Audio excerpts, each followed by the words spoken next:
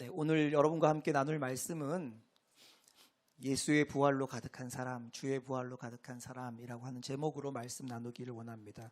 부활절이지만 우리가 사도행전 말씀을 가지고도 얼마든지 하나님의 부활에 대해서 같이 한번 생각해 보면 좋을 것 같습니다. 6장 8절에서 15절까지 말씀인데요. 저와 여러분이 교독하면 좋겠습니다. 제가 8절부터 읽겠습니다. 스데반이 은혜와 권능이 충만하여 큰 기사와 표적을 민간에 행하니 이른바 자유민들 즉 구레네인, 알렉산드라인, 길리기아와 아시아에서 온 사람들의 회당에서 어떤 자들이 일어나 스데반과 더불어 논쟁할세.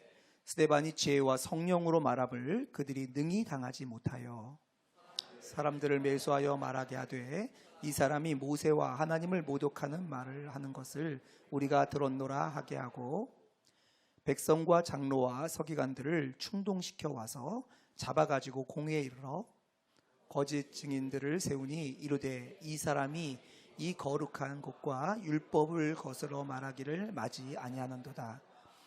그의 말에 이 나사렛 예수가 이곳을 헐고 또 모세가 우리에게 전하여 준 규례를 고치겠다 함을 우리가 들었노라 하거늘 같이 읽겠습니다. 공회 중에 앉은 사람들이 다 스데반을 주목하여 보니 그 얼굴이 천사의 얼굴과 같더라. 아멘. 오늘은 한 사람의 이야기를 좀 들여다보려고 합니다. 오늘부터 시작해서 7장 굉장히 긴 성경인데요. 굉장히 긴 성경이 다 한 사람의 이야기입니다.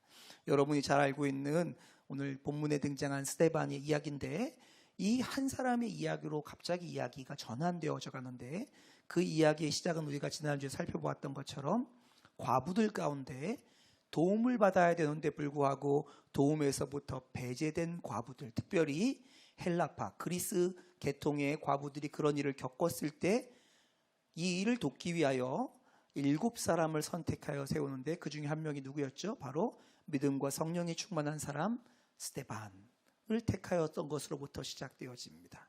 그리고 이 이야기는 우리가 다음에 살펴보겠지만 스데반이 이 유대인들에 의해서 돌에 맞아 죽는 일로 마무리되게 됩니다. 근데 참 이상하지 않나요? 초대교회에 첫 번째로 사망사고가 아니라 순교자가 나와요. 예수 그리스도의 복음 때문에 죽임당하는 일이 예수 그리스도 이후에 첫 번째로 나오는데 이 첫 번째로 등장하는 사람이 베드로도 아니고 다른 사도들도 아니고 그리고 예수의 형제인 야고보도 아니고 누구예요? 스데반이에요. 왜 그럴까? 한번 생각해 본 적 있으세요? 오늘 이야기는 이렇게 시작되어집니다. 6장 8절에 스데반이 은혜와 권능이 충만하여 큰 기사와 표적을 민간에 행하니 라고 되어 있습니다.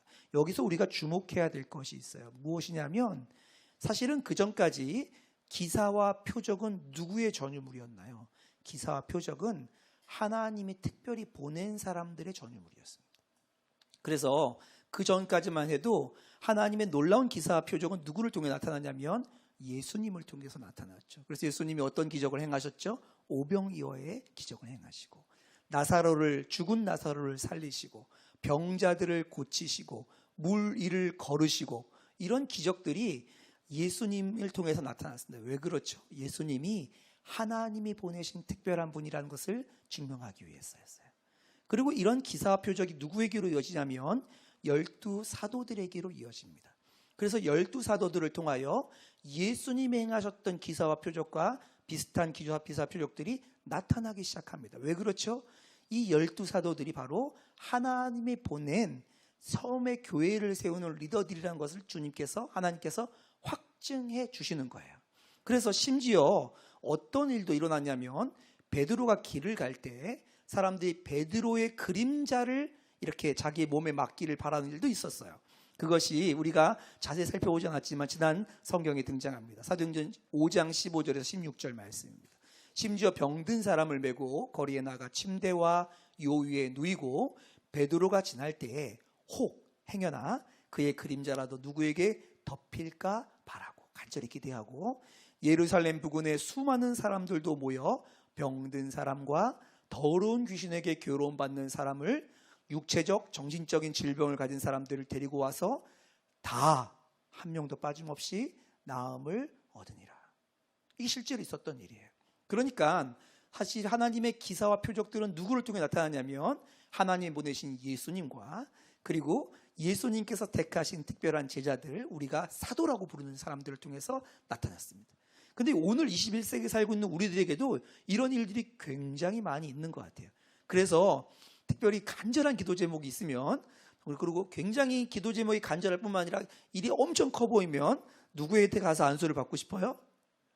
담임 목사님께 가서 안수를 받고 싶어요. 왜? 이게 어떤 심리냐면 하나님의 놀라운 일하심이 하나님이 보내신 특별한 사람을 통해서 일한다고 하는 심리입니다. 그런데 오늘 우리가 주목해야 되는 것은, 오늘의 이 사건은 하나님이 보내신 특별한 사람이었던 하나님의 아들이신 예수님이나 그의 12 제자가 아닌 아주 지극히 평범한 한 사람인 스데반을 통해서 나타난 일이라는 거예요. 그리고 이 이야기를 성경은 아주 자세하게 기록하고 있습니다. 성경은 의도적으로 스데반을 우리에게 보여주고 있는 것이죠. 여러분, 스데반은 누구죠? 그 과부들의 구지에서 배제되는 것을 돕기 위해서 뽑혔던 7사람 중에 한 명이에요. 지금으로 치면 여러분에게 제일 잘 이해하게 도와드리려면 유엔에서 식량 나눔해 주시는 전문가들, 그게 스데반이에요. 그러니까 이 사람은 어떤 사람을 볼까요? 정직하고 일처리 잘하고 사리분별이 밝고 사람들과 잘 관계하고 이런 사람 뽑겠죠. 그러니까 지금 여러분 앉아 계신 여러분과 똑같은 사람들이 스데반이었다는 거예요. 우리는 스데반을 굉장히 영적이고 굉장히 특별하고 나하고는 다른 어떤 특별한 하나님의 은혜가 있는 사람이라고 생각하는데, 성경은 그렇게 말하고 있지 않고 우리와 똑같이 예수 그리스도를 믿고 그 예수 그리스도로 말미암아 하나님의 일을 하게 된 사람이라고 말하고 있습니다. 이런 아주 우리와 똑같은 한 사람이었던 스데반에게 어떤 일이 일어났냐면 기사와 표적들이 나타났습니다. 근데 그 기사와 표적이 어떤 일이었는지는 말하지 않아요, 성경이. 보통 앞에는 어떤 기사와 어떤 표적이 일어났는지를 다 알려줬는데 스데반에게는 어떤 일이 일어났는지를 말해주지 않아요. 무슨 얘기냐면 어떤 기사와 어떤 표적이 나타났는지는 중요하지 않다는 겁니다. 그보다 훨씬 중요한 거를 훨씬 길게 설명하고 있어요. 스데반이 그의 삶을 통해서 보이는 말과 태도가 성경이 가지고 있는 관심입니다. 이 하나님의 관점을 가지고 성경을 좀 들여다보면 스데반이 그렇게 성령의 충만함으로 기사와 표적을 나타내자 사람들이 스데반을 경계하기 시작합니다. 그래서 9절에 보시면 어떤 사람들이 일어나 스데반과 더불어 논쟁할세. 왜? 스데반을 깔아뭉개려고 한 거죠. 그런데 스데반이 지혜와 성령으로 말함을 그들이 능히 당하지 못하니, 여러 명이, 그것도 꽤 괜찮은 사람들이 스데반과 함께서 논쟁을 해서 스데반이 너가 틀렸어 하고 하려고 하는데 아무도 못 이기는 일이 일어나요. 아니, 저 지극히 평범한 저 사람을 어떻게 이런 일이 일어날 수 있는 거죠? 이런 일이 일어나자 이 사람들이 방법을 냅니다. 스데반을 그대로 내버려두면 안 되기 때문에 방법을 내는 것이 오늘 본문에 등장합니다. 11절에서 14절로 이어지는데요, 사람들을 매수하여 이 사람이, 스데반이 하나님을 모독하는 것을 우리가 들었노라, 거짓말하는 거죠. 12절입니다. 백성과 장로와 서기관들을 충동하여. 백성과 장로와 서기관들이 누구예요? 가장 권세 있는 사람들입니다. 어떤 것을 결정할 만한 힘이 있는 사람들을 충동해서 공회에 잡아서 끌고 가게 됩니다. 공회는 재판장의 자리예요. 이 사람을 벌할 수 있는 자리에 끌고 가게 됩니다. 13절입니다. 거짓 증인들을 세우니 이르되, 이 사람이, 스데반이 이 거룩한 곳과, 성전이죠, 율법을 거스려 말하기를 마지 아니하노도다. 그의 말에 이 나사렛 예수가 이곳을 헐고 또 모세가 우리에게 전하여 준 규례를 고치겠다 함을 우리가 들었노라. 성경을 바꾸겠다고 하는 얘기를 우리가 들었다 하면서 어떻게 하고 있는 거예요? 지금 스데반을 향해서 협박과 모함을 하고 있습니다. 거짓말로 모함을 하는데 판을 다 짜놨어요. 판사, 증인, 배심원 다 우리 편이야. 거기다 거짓말로 다 했어. 근데 증인도 있어. 결정도 이 사람들이 내려. 이 일을 왜 했을까요? 스데반을 무너뜨리고 싶은 거예요. 이 일을 정확하게 했던, 스데반 전에 똑같은 일을 겪었던 사람이 한 명 있습니다. 누구죠? 예수님이에요. 예수님의 똑같은 방식으로 예수님을 모함하고 예수님을 협박하여 죽였습니다. 그러니까 그들이 성공했던 그 방법을 스데반에게 써서 스데반을 무너뜨리려고 하는 게 이 사람들의 계략이었던 거예요.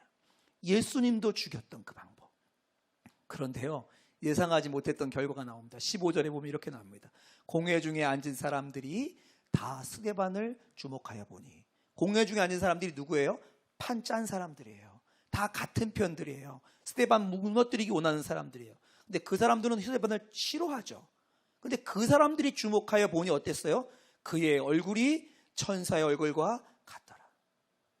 아니, 우리 스데반 편 사람들이 본 게 아니고요.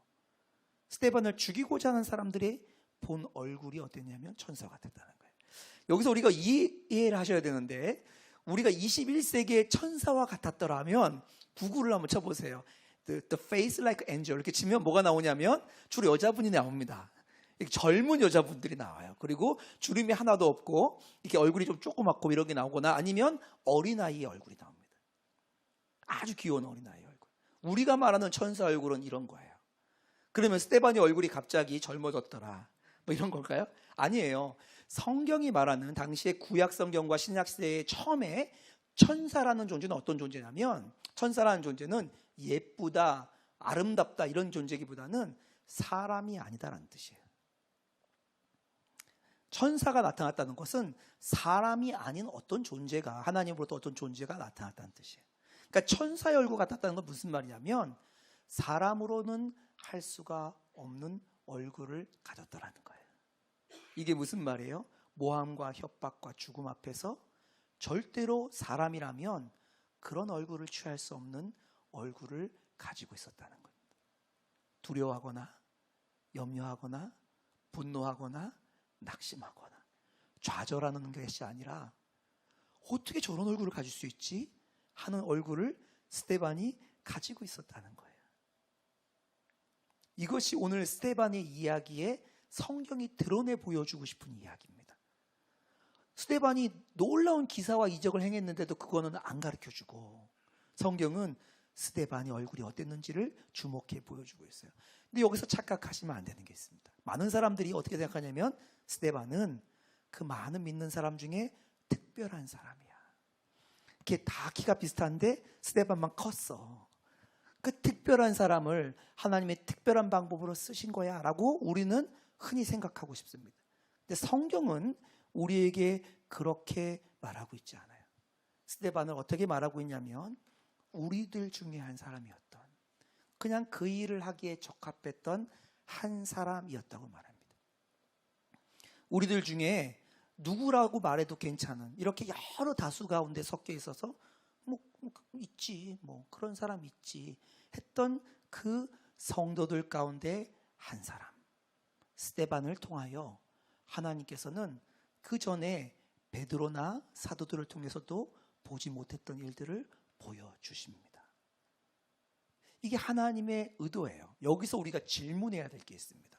베드로가 그렇게 했다 그러면, 그렇지, 주께서 세우신 교회의 반석과 같은 자 베드로, 그렇지, 이렇게 할 텐데, 스데반을 그렇게 했다고 하면 우리가 어떻게 질문해야 되죠?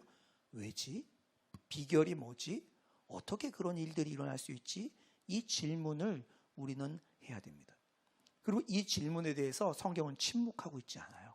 아주 명확하게 답을 주고 있어요. 어떻게 스데반은 사도도 아니었고 하나님의 제자로 특별하게 부름받은 것도 아닌데 그런 일들이 일어났는지를 성경은 반복적으로 얘기해 주고 있습니다. 이것이 오늘 우리에게 들려주고 싶은 이야기예요. 3절 말씀부터 볼까요? 형제들아, 너희 가운데 성령과 지혜가 충만하여 칭찬받는 사람 7을 택하라 했을 때 그 사람이 누구였어요? 스데반이었습니다. 8절 말씀에 스데반이 은혜와 권능이 충만하여 큰 기사와 표적을 민간에 행하였다고 말하고 있어요. 10절 말씀에 스데반이 지혜와 성령으로 말함을 그들이 능히 당하지 못했다. 스데반의 특징이 뭐라고요? 하나님의 영으로 충만케 되어 있다. 쉽게 말씀드리면 성령 충만했다는 거예요. 스데반이 특별한 게 아니고요, 스데반 안에 계신 분이 충만함으로 말미암아 스데반이라고 말하는 평범한 사람을 통하여 하나님이 지금까지 보이지 않았던 놀라운 일들을 행하시는 일들을 사도행전에 기록해 두신 거예요. 의도적으로 기록해 두신 거예요. 이때 사도들을 다 배제시키고 이 일을 행하십니다. 이 일의 끝이 어떻게 되냐면, 그가 순교하기 직전에 이렇게 나옵니다. 7장 55절입니다. 스데반이 성령 충만하여. 다른 사람들은 보지 못했는데 스데반만 보는 것을 보여주며, 스데반이 가진 특징은 그의 탁월함이 아니라 성령으로 충만했던 것이라고 말하고 있는 거예요. 그래서 그 많은 사람들이 스데반을 죽이려 하는데 그의 얼굴이 뭐와 같았다고요? 사람과 같지 않았던 거예요. 천사와 같았다고 성경은 말하고 있는 것입니다. 스데반은요, 아주 평범한 우리 가운데 있는 한 사람이었습니다. 너무 감사한 것은 스데반은 목사가 아니었어요. 신학교 교육을 마치고 특별 훈련을 받은, 여기 강대상에 올라가서 설교를 하고 축도를 하는 목사가 아니었어요. 우리 다윗 공동체에 속해 있는 한 분의 속장님과 같은, 속원들과 같은, 우리와 같은 지극히 평범한 사람이었습니다. 그런데 그 평범한 사람에게 성령의 충만함이 임하자, 성령께서 그의 삶을 가득 채우자 어떤 일이 일어나죠? 그 평범한 사람을 주님께서 비범한 삶으로 끌어가십니다. 하나님만 하실 수 있는 일들로 바꾸어 가십니다. 성령께서 성경을 통하여 우리에게 말씀하시는 바가 이거예요. 이거는요, 사도행전만 적혀 있는 말이 아니고 예수께서 우리에게 약속하신 말씀이기도 합니다. 요한복음 15장에 이렇게 말씀하십니다. 나는 포도나무요 너희는 가지라. 그가 내 안에, 내가 그 안에 거하면 그 사람이 누구든지 관계없이 열매를 많이 맺을 것이요, 내가 한 일을 할 것이며 나보다 더 큰 일도 하리라 라는 약속이 주께서 하셨던 그 약속인데, 그 약속이 실제로 이루어지는 것을 보게 되어집니다. 여러분, 여기서 우리가 한 가지 주목해야 될 사실이 있습니다. 사실은 초대교회가 시작될 때 중심에는 사도 베드로를 비롯한 12사도들이 있었습니다. 예수님의 형제였던 야고보가 중심에 있었습니다. 그리고 그 사건의 중심은 어디였냐면 언제나 성전이었어요. 베드로가 성전에서 안진뱅이를 일으켜 세우고 성전에서 하나님의 복음을 전파하는 일을 했습니다. 그런데 오늘 스데반이 이 역사를 일으켰던 장소가 어딘지 아십니까? 그것은 성전이 아니고 회당이었습니다. 여러분, 성전은 무엇이고 회당은 무엇이죠? 성전은요, 예루살렘 성에만 있는 하나님이 계신다고 하는 특별한 장소, 거룩한 장소입니다. 회당은 이스라엘 사람들이 머물고 있는 어느 곳에도 있든 마을 회관과 같은 곳이에요. 쉽게 말씀드리면 성전은 어떤 특별한 장소라면 회당은 우리의 일상의 장소입니다. 그런데 오늘 스데반이 이 일이 일어났던 장소를 어떻게 말하고 있냐면, 스데반이 은혜와 권능이 충만하여 큰 기사와 표적을 민간에 행하니 회당에서 어떤 자들이 일어나 스데반과 더불어 논쟁했다고 말하고 있습니다. 하나님의 역사의 장소가 성전에서 어디로 옮겨지기 시작했어요? 회당으로, 일상으로 옮겨지는 것을 보게 되어집니다. 또한 처음에 사도행전을 읽을 때 하나님께서 행하신 일들은 놀라운 기사와 이적들에 초점 맞춰져 있었습니다. 불의 혀 같은 성령께서 임하시고 알아듣지 못하는 방언들을 말하고 기적이 일어나고 막 이런 일들이 막 묘사됐죠. 그렇죠? 그런데 스데반에서는요, 큰 기사와 이적이 했다고 했는데 그걸 설명하지 않고 스데반에게서는 뭘 말하고 있냐면, 스데반이 했던 말과 스데반이 어떤 태도를 보였는지에 성경은 초점을 맞추고 있습니다. 하나님의 교회에서 일어나는 어떤 특별한 일이 아니라 우리의 일상에서 일어날 수 있는 우리의 현장의 삶으로 그 초점을 옮겨가는 것을 보게 되어져요. 하나님께서 어떤 의도를 가지고 계신지 느껴지시나요? 나는 특별한 베드로를 쓰는 게 아니고 나를 알고 있는 한 사람이 나로 충만케 되어지면 그 사람을 통해서 내가 일할 거야, 이 말씀을 하고 있는 거죠. 여러분, 오늘은요 부활절입니다. 그래서 오늘 제가 부활절 얘기를 좀 하려고 해요. 그렇죠? 1년에 한 번쯤은 부활 얘기를 해야죠. 그렇게 생각하는 사람들이 많습니다. 그래서 고난주간에 우리 십자가 부흥회 하면 십자가는 막 5일 동안 계속, 그리고 사순절기가 내내 십자가를 40일 묵상하다가 하루 부활절날 부활을 묵상하고 뭐 이런 것처럼 생각되죠. 근데 성경은요 우리에게 그렇게 말한 적이 없어요. 성경은 부활이 항상 십자가와 같이 묶여서 사도들이 전한 주된 메시지였다고 말합니다. 한 몇 군데만 찾아볼까요? 사도행전 1장 22절입니다. 항상 우리와 함께 다니던 사람 중에 하나를 세워, 가룟 유다가 죽으니까 빠진 제자의 자리를 메꾸려고 한 명을 세우자고 합니다. 근데 기준이 뭔지 보세요. 우리와 더불어 예수께서 부활하심을 증언할 사람이 되게 한다. 사도를 세우는데 기준이 뭐냐면 부활을 증언할 사람이라는 거예요. 또 볼까요? 사도행전 4장 33절입니다. 사도들이 큰 권능으로 주 예수의 부활을 증언하니. 십자가가 아니고요, 부활을 증언했다고 말하고 있어요. 사도 바울은 도대체 무슨 메시지를 전했을까요? 보실까요? 사도행전 17장에 보면 이 사도 바울이 사람들과 그 복음을 전하면서 논쟁이 있는데, 논쟁 있는 장면을 한번 들어보십시오. 어떤 에피크로스와 스토아 철학자들도 바울과 쟁론할세, 논쟁할세, 어떤 사람은 이르되 이 말장이가 무슨 말을 하고자 하느냐 하고, 어떤 사람은 이르되 이방 신들을 전하는 사람인가 보다 하니, 왜냐하면 이는 바울이 예수와 부활을 전하기 때문이라. 성경은요, 교회가 전하는 메시지는요, 예수 그리스도의 십자가와 부활이라고 말합니다. 부활이 소외된 적이 없어요.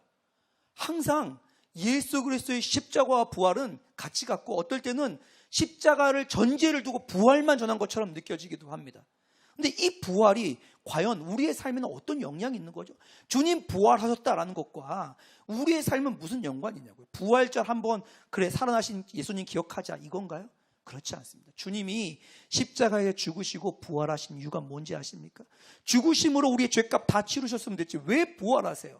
부활하시려면 하나님으로 부활하시면 되는데 왜 사람의 육체의 모습을 입고 다시 부활하시냐고요. 스스로 하나님이신 그분께서 사람이라고 하는 형상 가운데 제한받는 일을 왜 하시죠? 그 이유는 무엇이냐면, 주께서 원했던 것은 우리의 죄를 없애는 것이 아니고 우리의 죄를 없애고 우리 가운데 거하기를 원하셨기 때문이에요. 그래서 인간의 몸을 입고 오셔서 우리의 죄를 대신하여 죽으실 뿐만 아니라 부활하심으로 우리 가운데 들어오기를 원하셨던 거죠. 이게 부활의 능력입니다. 이게 부활의 의미예요. 그래서 그 전까지만 해도 안식일, 토요일에 예배를 드렸던 교회가 예수의 부활을 경험한 이후로는 일요일, 우리가 말하는 이 주일에 주님의 부활하신 날에 예배를 드리며 주의 부활을 매주 기억하는 것으로 정하기로 했습니다. 그래서 우리가 썬데이, 우리가 일요일 날 예배를 드리는 거예요. 우리 주일이라고 부르는 거예요. 그리고 우리는 어떤 사람입니까? 그 부활하신 주님이 내 안에 계셔. 그 부활하신 주님이 내 삶 가운데 살아 계셔. 그 부활하신 주님이 내 삶의 왕이야. 이것을 고백하는 자가 바로 누구예요? 그리스도인입니다. 그리고 이것을 고백했던 사람이 누구예요? 오늘 본문에 등장하는 스데반인 거죠. 스데반은요, 특별한 사람이 아니라 부활하신 주님으로 가득했던 한 사람입니다. 그 부활하신 주님이 내 삶을 다스렸던 한 사람이었던 거예요. 사랑하는 여러분, 우리의 지극히 평범한 일상, 어떤 일이 있었는지 기억해도 그냥 쓱쓱 지나간 것 같은 이 일상, 반복적이어서 특별한 의미를 둘 것 같지 않는 그 일상을 스데반이 살고 있었습니다. 몇만 명이 모인 예루살렘 교회에서 가난함에 내몰린 사람을 돕는 일들은 엄청 바빴을 거예요. 쉼없이 반복적인 일상이 루틴으로 돌아가고 있었겠죠. 그런데 그런 일상 가운데 하나님의 성령이 충만케 되어졌을 때, 사도들도 하지 못했던 하나님께서 기억하시는 가장 놀라운 일이, 그래서 첫 번째 순교자로 삼기를 기뻐하신 일이 스데반에게 일어났습니다. 이것이 오늘 우리가 묵상하는 사도행전 6장의 말씀입니다. 저와 여러분은 주의 부활로 채워진 사람들입니다. 어떤 특별한 타이틀을 갖고 있지는 않지만 우리의 삶에는 특별한 타이틀로 담을 수 없는 주님의 찾아오심이 있는 사람들입니다. 이 시간 함께 좀 기도해 보면 어떨까요? 내가 어떤 사람이 되는 것이 아니라 나는 지극히 평범한 한 사람에 불과하지만 주님, 제 안에 충만하소서. 제 안에 주님으로 나를 채우소서. 부활하신 주님이 교회 안에만 머무르지 마시고 내 안에 왕 되셔서 찾아오셔서 나를 다스리소서. 그리고 주께서 원하시는 일들을 하시옵소서. 여러분, 입술을 벌려서 기도하십시오. 큰 소리가 아니어도 되지만 우리 입술을 열어서 고백하는 것이 믿음의 고백입니다. 이 고백으로 주님 앞에 나갑시다. 하나님, 제 삶을 주의 부활로 채워 주옵소서. 이 시간 함께 통성으로 기도하도록 하겠습니다. 하나님 아버지 앞에 나옵니다. 주의 부활로 채워진 삶, 이 부활하신 주님이 내 삶을 다스리는 그 삶. 하나님, 나는 평범하지만 하나님이 결단코 평범함으로 담을 수 없는 주님께서 내 안에 왕 되신 그 삶, 그 삶이 우리 다윗 공동체 안에 누려지는 삶이 되게 하여 주소서. 하나님, 스데반을 통하여 영광 받으셨던 주님, 스데반을 통하여 일하셨던 주님, 어떤 비범한 일이 아니라 그의 삶과 태도를 주목하셨던 주님께서 우리의 일상을 통해서도 일하셔서 부활의 증인이 되어지고 부활의 증거가 나타나고 부활하신 주님이 아니고는 설명할 수 없는 일상들을 살아내는 역사가 하나님 우리 가운데 일어날 수 있도록 은혜를 도와여 주시기를 기도하고 소망합니다. 하나님 아버지, 주의 부활로 충만케 하소서. 주의 부활로 살아내게 하소서. 하나님, 반복적인 일상이 주의 부활로 다스림받게 하여 주셔서 이로 말미암아 하나님의 영광이 드러나게 하시고 하나님의 주권이 드러나게 하시고 하나님의 통치를 경험한 은혜가 우리 가운데 일어날 수 있도록 역사하여 주옵소서. 그렇게 행하실 주님, 아버지 하나님, 참 고맙고 감사합니다. 하나님, 우리의 어떠함이 아닌, 우리가 아무것도 아니어도 부활하신 주님께서 우리 가운데 찾아오셔서 우리 가운데 충만하시면 하나님의 일들은 반드시 나타나는 줄 믿습니다. 우리의 삶을 통하여 주님 충만케 일하소서. 성령의 충만함이 우리의 일상 가운데 신비한 일이 아닌 우리의 삶과 우리의 말과 우리의 태도 가운데 드러나 하나님, 우리의 삶을 통하여 우리로서는 도저히 할 수 없는 얼굴을 가지고 살아가는 은혜가 나타나게 하여 주옵소서. 그렇게 행하실 주님만을 기대하며 예수 그리스도의 이름으로 기도드리옵나이다. 아멘.